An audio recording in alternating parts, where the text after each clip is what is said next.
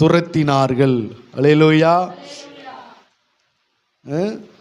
மோசே அவர்களை நோக்கி, நீங்கள் இப்படி கர்த்தரின் கட்டளை மீறுகிறது என்ன? அது உங்களுக்கு வாய்க்காது என்றான்.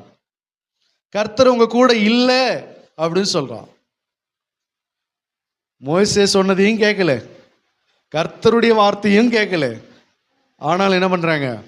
நாங்க மலை மேல ஏறுவோம். எதை நம்பி ஏறுறாங்க? அவங்க சொல்றாங்க, கர்த்தர் எங்களுக்கு வாக்குத்தத்தம் பண்ணி இருக்கிறார், அந்த தேசத்தை நாங்க என்ன பண்ணுவோம்? சுதந்தரித்துக் கொள்வோம் அப்படின்னு சொல்லிட்டு அவங்க ஏற போறாங்க. கர்த்தர் நம்ம கூட இருக்கிற வரைக்கும் தான் நம்ம செய்கிற காரியங்கள் என்ன செய்யும்?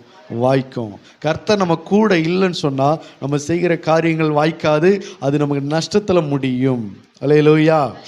நிறைய நேரங்கள்ல நம்ம என்ன செய்கிறோம் அப்படின்னா, ஆராய்ந்து பார்க்காம, மோசேக்கும் கீழ்ப்படியாம, கர்த்தருக்கும் கீழ்ப்படியாம, யாருக்கு? மோசேக்கும் கீழ்ப்படியாம, கர்த்தருக்கும் கீழ்ப்படியாம என்ன செய்கிறோம்னா, ஒரு விசுவாசத்துல மலை மேல ஏற போறோம். அல்லேலூயா. ஒன்று இவங்க ஆராய்ந்து பார்க்கணும், நம்ம கூட கர்த்தர் இருக்கிறாரா? கர்த்தர் இதை கட்டளையிட்டாரா? கர்த்தர் இதை வாய்க்க செய்வாரா?